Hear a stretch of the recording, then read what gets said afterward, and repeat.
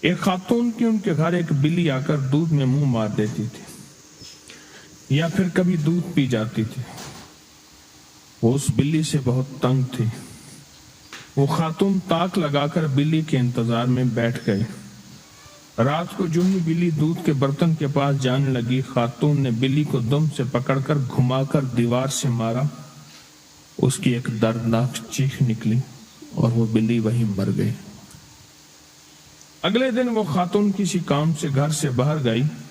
سڑک پار کرتے ہوئے تانگے کا بم، جس لکڑی سے گھوڑا جویا جاتا ہے، بانسیں ہوتی نا، اس عورت کے سینے کے آر پار ہو گیا۔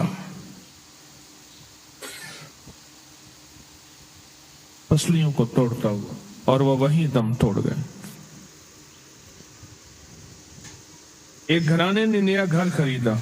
اس گھر کے صحن میں گھنا جامن کا درخت تھا۔ پرندوں کے گھونسلے تھے۔ پرندے پھل بھی کھاتے تھے اور ان کی بیٹھیں بھی ہوتی تھی۔ انہوں نے درخت جڑ سے کٹوا دیا۔ صحن میں پتوں کا گند بھی ہوتا تھا۔ کچھ ہی دنوں کے بعد وہ مالکن گھر سے بازار جا رہی تھی۔ عین سڑک پر ہارٹ فیل ہوا اور وہیں ختم ہو گئی۔ ایک شخص دیسی مرغیاں ذبح کر کے فروخت کرتا تھا۔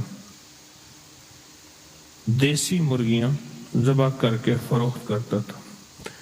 دکان سڑک کے کنارے تھی۔ دیسی مرغ اذان ضرور دیتے ہیں۔ ان میں سے ایک مرغ ذرا زیادہ بڑا اور صحت مند تھا۔ وہ بار بار بانگ دیتا تھا۔ اور ایک بات بتا دوں، اللہ کے حبیب فرماتے ہیں، جب کتا اور گدھا آواز نکالتا ہے وہ عذاب کو دیکھتا ہے، اور جب مرغ آواز نکالتا ہے وہ رحمت کو اترتا دیکھتا ہے۔ اس لیے فرمایا، جو دعا مسجد میں داخل ہونے کی ہے، اللہم انی اسألک من فضلک، وہی دعا مرغ پہ بانگ دے دن کے کسی وقت بھی، وہی دعا اس کے لیے بھی ہے۔ اللہم انی اسألک من، اے اللہ میں تجھ سے سوال کرتا ہوں تیرے فضل کا، عدل کا نہیں، بس عدل کا نہیں، تیرے فضل کا سوال کرتا ہوں، تیری عنایت اور عطا کا سوال کرتا ہوں، تیری شفقت اور بخشش کا سوال کرتا ہوں، تیرے رحم اور کرم کا سوال کرتا ہوں، عدل کا نہیں۔ اللہم انی اسألک من فضلک۔ اور ایک روایت یہاں تک ہے، مفہوم ہے، وہ لمحے جن لمحوں میں دعائیں قبول ہوتی ہیں، ان میں ایک لمحہ وہ بھی ہے جب مرغ بانگ دیتا ہے۔ اور میں جس نے دعائیں قبول کرانی ہو، جب مرغ بانگ دے اس وقت دعائیں مانگے، دعائیں قبول ہوتی ہیں۔ تو کہا کہ ایک مرغ بار بار بانگ دیتا تھا۔ دکاندار پنجرے کا تالا کھول کر وہی تالا اس مرغ کے سر پر مارتا، جس سے مرغ چکرا کر گر پڑتا، کچھ دیر بانگ نہ دیتا۔ یہ عمل دن میں کئی بار دہرایا جاتا۔ ایک دن وہی دکاندار ایک مرغی ذبح کرنے لگا۔ اچانک وہ مرغی ہاتھ سے نکلی، سڑک پر بھاگی۔ دکاندار مرغی پکڑنے سڑک پر پہنچا۔ ٹرک آیا، دکاندار سڑک کے نیچے آیا، وہیں دم توڑ گیا۔ اگلا واقعہ کئی سال پہلے کی بات ہے کہ ایک نیم سرکاری محکمے میں ایک آفیسر دوسرے شہر سے تبدیل ہو کر ہمارے شہر میں آیا۔ جس جگہ اس کا دفتر تھا وہاں بے شمار درخت، پرندے، گھونسلے موجود تھے، اور انہوں نے تنے میں قدرتی سوراخ بنا رکھا تھا اور اس میں گلہریوں کے بچے دیے ہوئے تھے۔ طوطوں نے بھی انہی کھو میں اپنے گھونسلے بنائے ہوئے تھے۔ اس شخص نے اپنے کچھ دوسرے ساتھیوں کے ساتھ مل کر درخت کاٹ کر بیچنے کا فیصلہ کیا۔ گرمی کا موسم تھا، جانور پرندوں کے انڈے بچوں کا दौर था।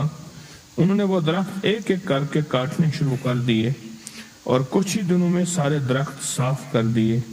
जब भी कोई दरख्त गिराया जाता, उसमें मौजूद परिंदे जिनका उस दरख्त में घोंसला था, गिरे हुए दरख्त के ऊपर मुसलसल चक्कर काटते और अपनी बोली में शोर मचाते।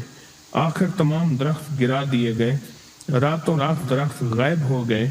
ये दरख्त बेचकर जो पैसों का हिस्सा उस अफसर के हिस्से में आया, वो अपनी बीवी बच्चों को लेकर शहर में गया। अपनी गाड़ी में दूसरे शहर। जब वो मोटरवे पर पहुंचे तो ऐन सड़क पर गाड़ी में उस शख्स की तबीयत खराब हुई। बीवी बच्चों ने मोटरवे पुलिस को फोन किया, लेकिन मदद पहुंचने से पहले उसका हार्ट फेल और वो दुनिया छोड़कर चला गया। उसके बच्चे बेयारो मददगार अपने रिश्तेदारों की मदद के लिए फोन करते रहे। एक खातून के घर में एक बिल्ली का आना जाना था। वो खातून उसकी अच्छी खासी खिदमत करती थी, यानी उसके खाने पीने का ख्याल रखती थी। उसके 2 छोटे छोटे बच्चे थे। रमजान की 27वीं रात थी।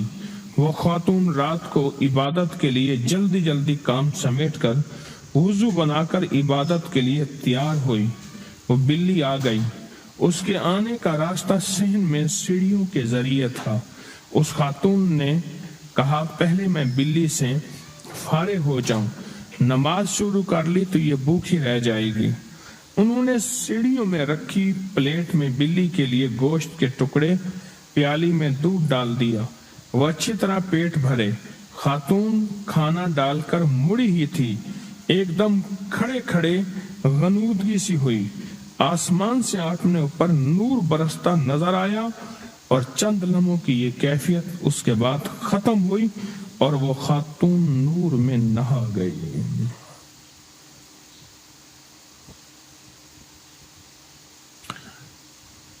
मेरे एक साथी, हमारे जो अपनी रिसाला छपता है, इसके लिए कागज जो है वो बड़ी बड़ी रीलें होती हैं, उसको क्रेन उठाती है और वो बड़े बड़े आरों में कटता है। कागज के बड़े बड़े रोल होते हैं और बड़े बड़े आरों में कटता है। वो खड़ा था, कटवा रहा था। आरा उसके अंदर जो होती है वो क्या, ब्लेड, वो टूटा और सीधा इसके सर पे आया। ऐसे हटा, थोड़ा सा पांव पे निशान लगा के चला गया। थोड़ा सा ऐसे निशान लगा के चला गया। वो तो काट देता है बंदे को, जितनी तेजी से वो ब्लेड आता है तलवार की तरह।